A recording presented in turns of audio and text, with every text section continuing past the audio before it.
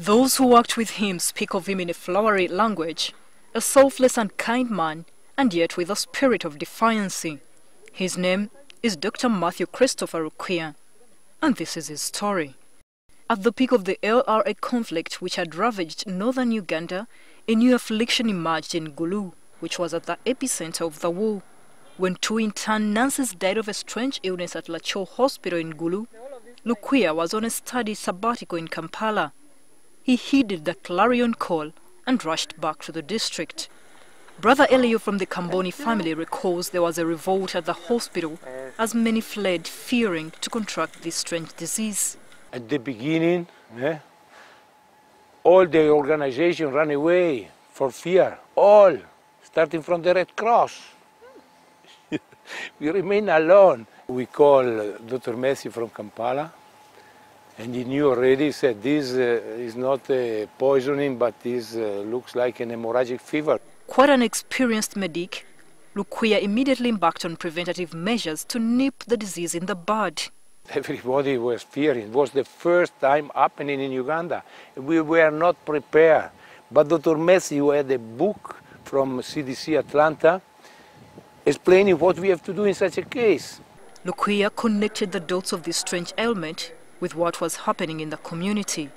On 8th October 2000, he consulted the Minister of Health, and within a week, the World Health Organization declared the strange disease was Ebola. Lacho Hospital was so much at the forefront of fighting Ebola. In fact, the first victims to Ebola were brought here.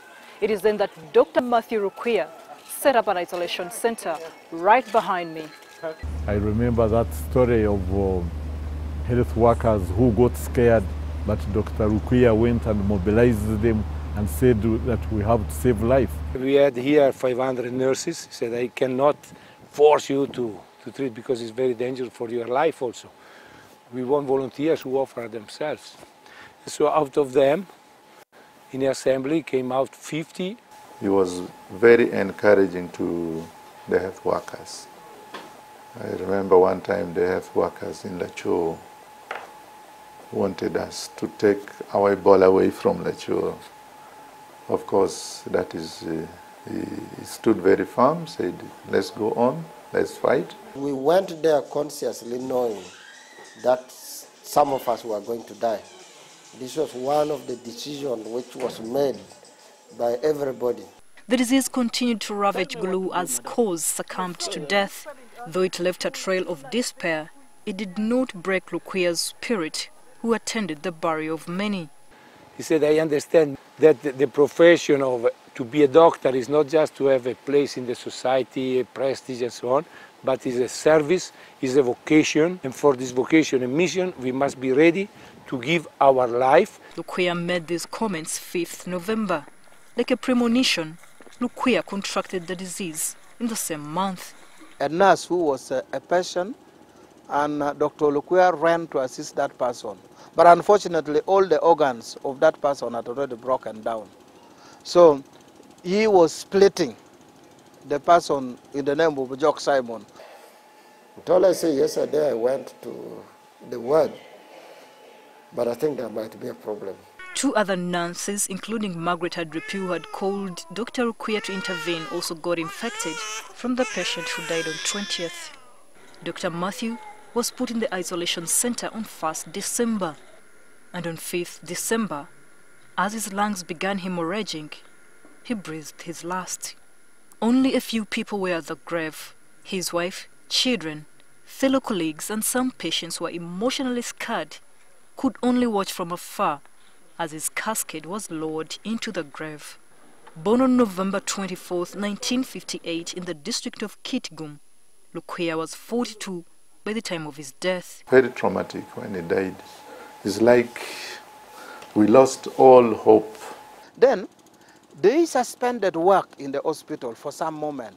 All that was left of this imposing figure, the shining armor who confronted one of the deadliest diseases, was Lukwiya's picture with a beaming smile which shone brightly beyond the death throes. Many looked up to him, including children that he warmly embraced while still alive. And most of the time we practice in pediatric ward.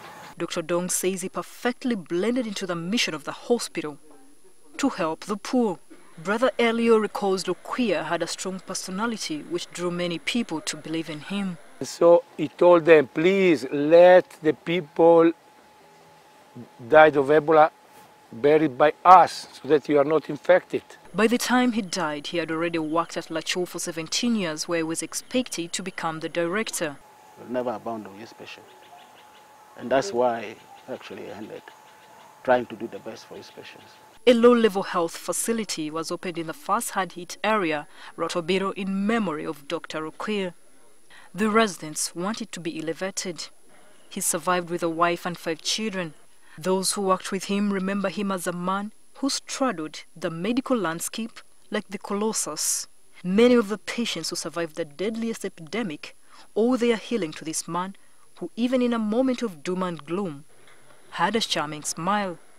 His name will remain etched in the annals of history. And we pray also for other Ebola victims elsewhere in the world. Florence Alimba, NTV in Gulu District.